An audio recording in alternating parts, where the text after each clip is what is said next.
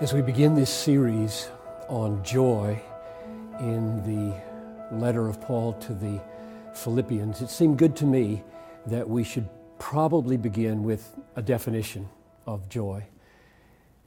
Definitions, as I'm sure you know, are simply descriptions of the way people use words. Words don't have intrinsic definitions. They're given definitions by the way people use them. So groups and societies use words and individuals use words. So when I say I want to define joy for you before we dig into how it's used in Philippians, I have to ask, well, whose joy am I talking about, or what usage am I talking about? And so very clearly I mean joy as the Apostle Paul uses it in his letters, and particularly in the book of Philippians. So I'm not just asking about the meaning of joy in general.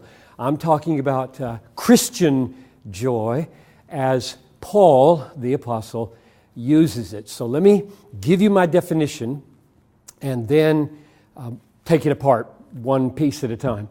Christian joy, as Paul understands it, is a good feeling in the soul produced by the Holy Spirit as He causes us to see the beauty of Christ in the Word and in the world. So let's take those one at a time. Christian joy is a good feeling. And by that I mean it's not an idea, it's not a conviction, it's not a persuasion, it's not a decision. It's a feeling, or I use the words interchangeably here, an emotion. And one of the marks of the difference between an idea and an emotion or feeling is that you don't have immediate control over your feelings or your emotions. You can't snap your finger or decide to feel something. So for example, if you're camping, I'm going to go camping in a few weeks, and it's the middle of the night and you wake up and there's this gigantic silhouette of a bear outside your tent, grizzly bear. He seems hungry, maybe he's wounded. You don't say, no, let me think about this. There's bears are big, bears are dangerous. Conclusion, I should feel fear here, so I will now decide to be afraid. Emotions don't work like that. Thinking works like that, but emotions don't. It happens to you, which means that the Bible is filled with commands that we do things that are immediately outside our control to do. Commands to rejoice, commands to fear, commands to be grateful, commands to be tender-hearted. One of the reasons I'm the kind of Christian I am with the theology that I have is that I know as I read the Bible, it requires of me things that I cannot immediately, by a decision, produce. I'm fallen, I'm sinful, and yet I know I should be having those emotions in this moment where the Bible expects me to have them, and therefore I know myself guilty. And so this is huge. St. Augustine said, Father, command what you will and grant what you command. And so he knew that there were emotions toward God commanded of him he couldn't make happen just like that. And so he said, oh God, if you're going to command me these things, grant that you would give them when you command them. So the first part of this definition is it is a good feeling. Second part, it is in the soul. And by that I'm drawing attention to the fact that it's not in the body. The soul, the immaterial part of my personhood, experiences joy. And the body may have effects of that. I may get butterflies in the stomach. I may have a brightness to my step with joy. My eyelids may flutter. There may be tears of joy rolling down my face. But none of those effects in the body are joy.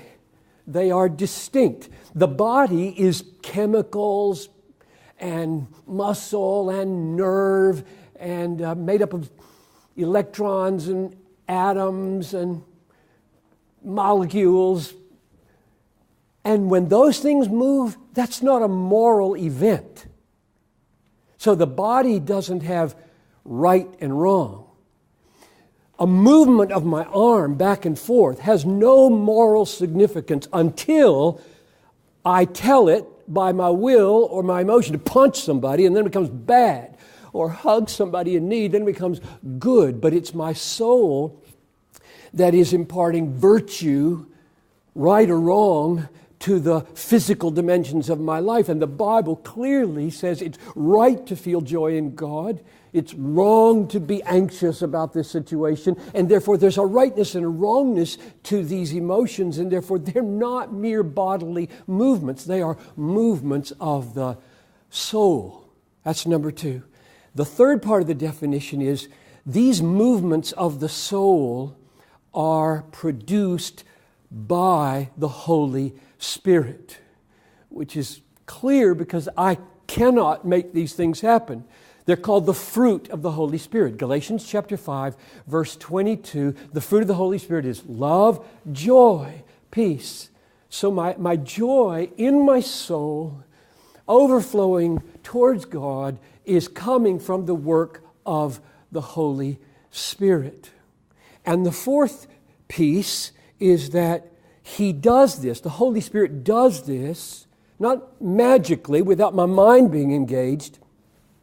He does it by causing me to see the glory, the beauty of Jesus Christ. Galatians 3:1 says, rejoice in the Lord. Well, how do you rejoice in the Lord if you don't know anything about the Lord? How do you rejoice in the Lord if you're not seeing things about the Lord that cause joy to rise up in your heart? And that's the work of the Holy Spirit. He doesn't just flick a switch and you rejoice with no mental content whatsoever.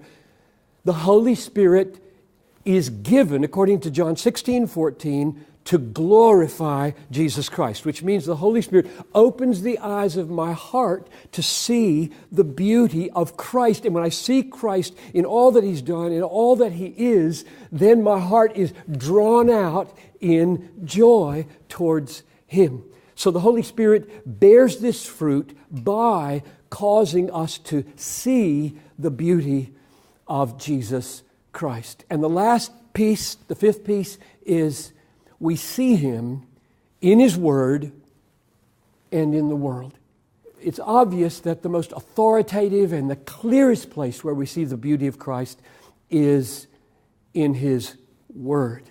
That's why the Holy Spirit, who is charged to glorify Christ, inspired the Word so that we could read the Word, know the Christ, have eyes to see the beauties that call joy up out of our hearts.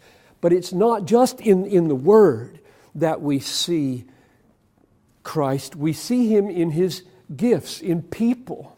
We see Him in His gifts of nature. We see Him in His gifts of food and all the good things that our Father in heaven gives to us.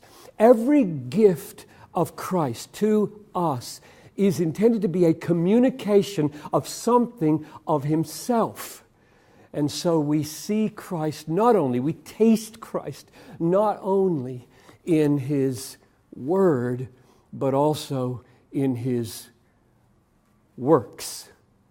So, when we take up joy in Philippians now, and it's incredibly important place, not only in the book, but in the Christian life and in God's whole scheme of things, the definition that I'm working with is joy is a good feeling in the soul, produced by the Holy Spirit, as He causes us to see the beauty of Christ in His Word and in His work.